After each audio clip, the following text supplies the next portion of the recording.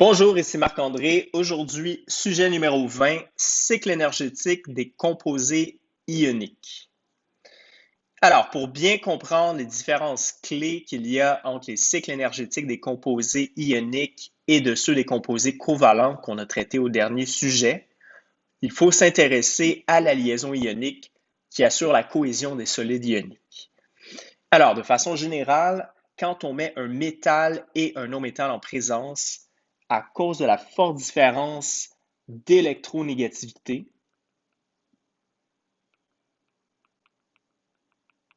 il va y avoir un transfert d'électrons du métal vers le non-métal, ce qui résulte en la formation d'ions de charge opposés qui vont subir une attraction mutuelle qu'on peut estimer à l'aide de la loi de Coulomb.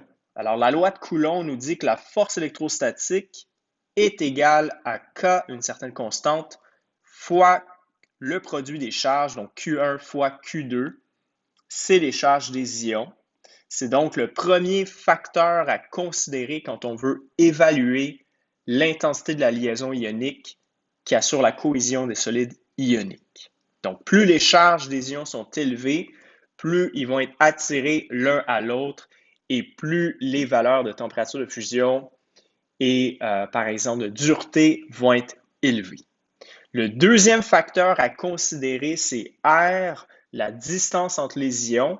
Et là, c'est inversement proportionnel. C'est-à-dire que plus les ions sont petits, plus ils vont pouvoir se rapprocher et plus la force électrostatique va être grande.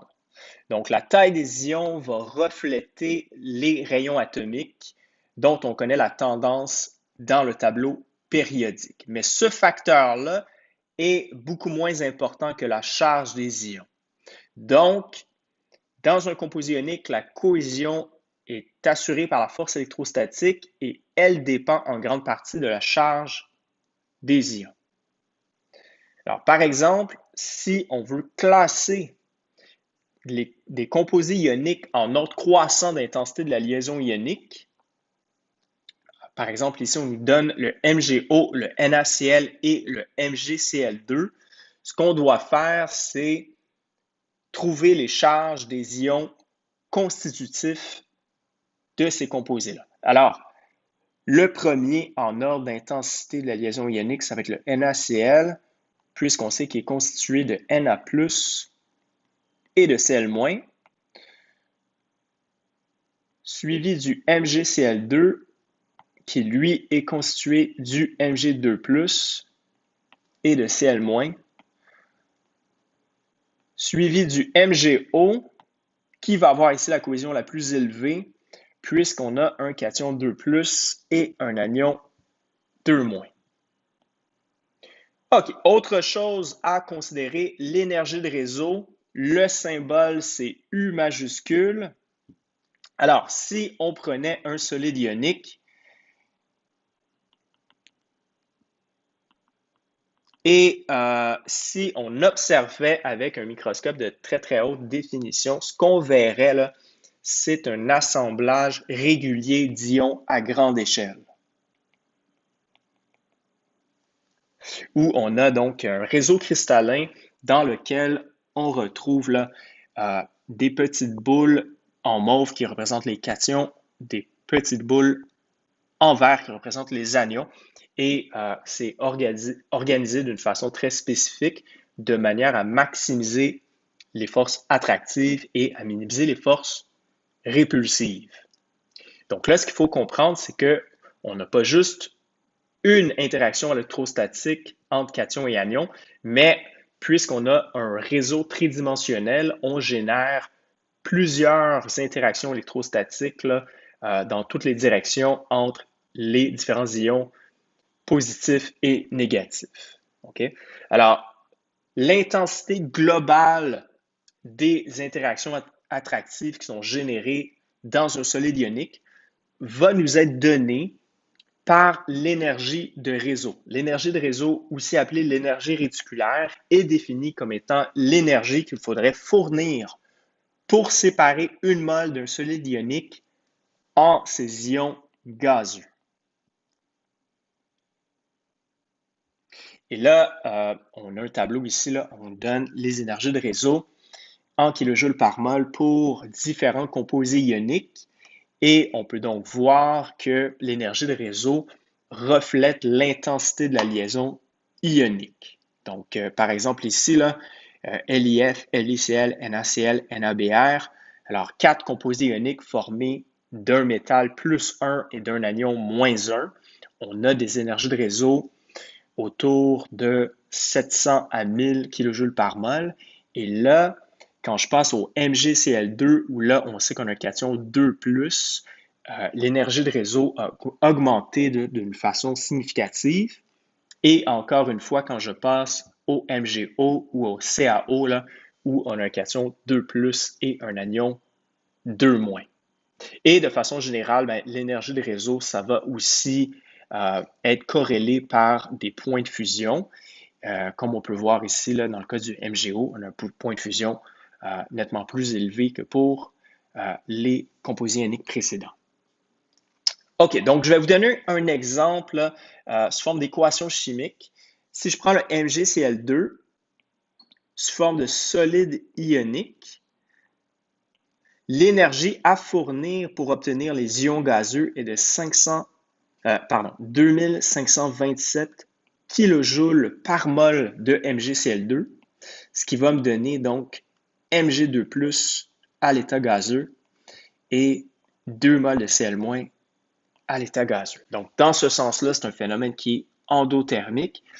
Évidemment, si on part des ions à l'état gazeux et on va vers le solide ionique, ça devient un phénomène exothermique où là, on va libérer 2527 kJ par mol de MgCl2.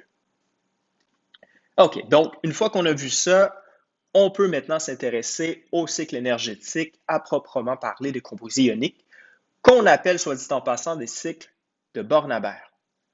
Alors, la première étape, c'est toujours d'écrire la formation du composé ionique, donc KCl.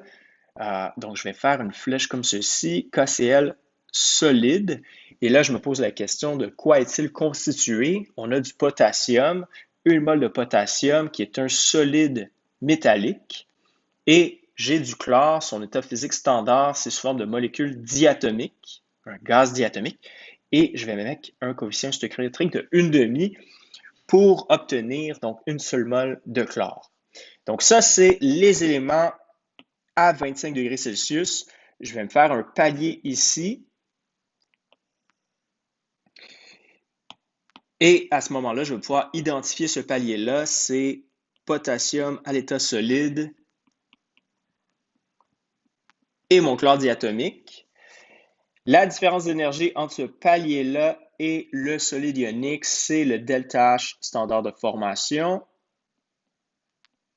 On sait que les éléments à 25 degrés, on les place arbitrairement à 0 kJ par mol. C'est notre point de référence. Et là, comme on en avait l'habitude de le faire avec les composés covalents, je vais d'abord briser toutes les liaisons dans mes éléments pour obtenir l'état atomisé. Donc là, je ne vais pas écrire les différentes étapes qu'on doit faire. Donc, je vais juste écrire bris des liaisons. Donc là, on doit considérer la sublimation du potassium et briser les liaisons covalentes qu'on a dans le Cl2. Et là, on obtient l'état atomisé. Dans le cas des composés covalents, on sait que l'état atomisé correspondait au palier de plus haute énergie. Mais là, pour les composés ioniques, on va devoir considérer deux autres étapes.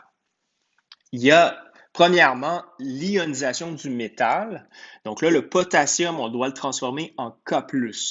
Donc là, ici, je dois considérer la première énergie d'ionisation du potassium, ce qui va m'amener à un niveau d'énergie supérieur. Donc là, j'obtiens du K+, et on a libéré donc une mole d'électrons. Et dans un deuxième temps, je dois considérer l'affinité électronique du non-métal. Donc là, ici, le chlore, on doit le transformer en Cl-. Comme la première affinité électronique est un phénomène exothermique, on va redescendre en énergie. Et là, il faut faire attention ici, là, puisque si on avait une deuxième affinité électronique, on sait que la deuxième affinité électronique est endothermique. Alors là, on remonterait en énergie. Donc ça, c'est si on avait une deuxième affinité électronique, ce qui n'est pas le cas ici. Et donc le palier qu'on a ici, le K+, et Cl-, ce sont donc les ions à l'état gazeux.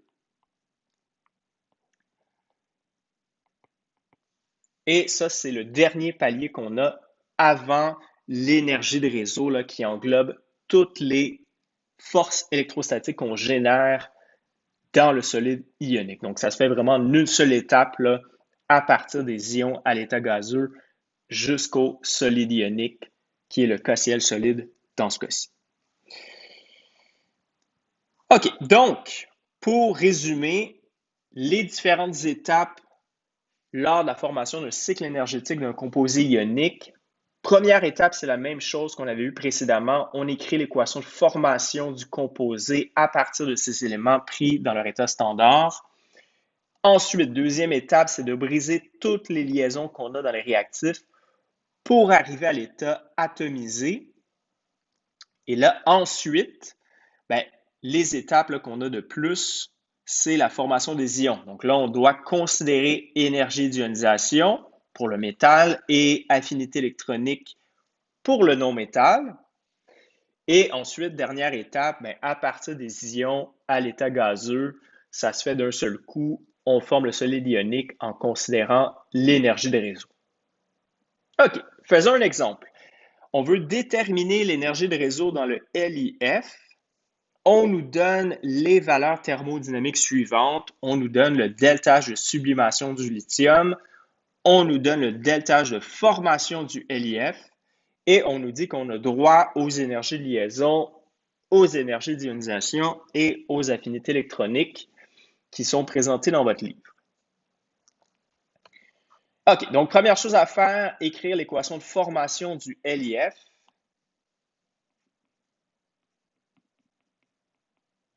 Alors, j'ai du lithium à l'état de solide métallique. J'ai besoin d'une demi-mole de F2 qui est un gaz diatomique. Donc ça, ce sont mes éléments que je vais venir placer sur mon premier palier ici.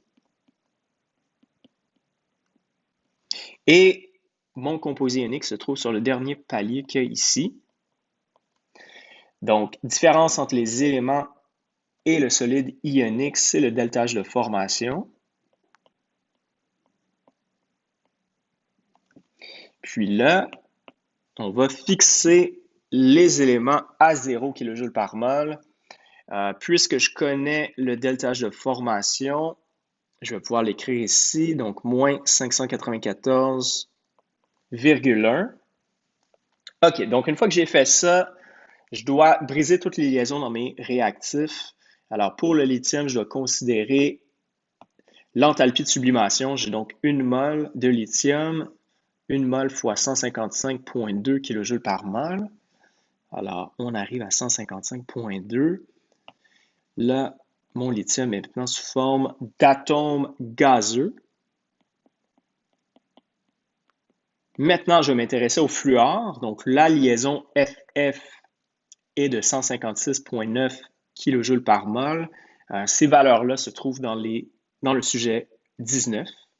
Alors, une demi fois 156,9. Et si je fais la somme à 155,2, ça me donne 233,7.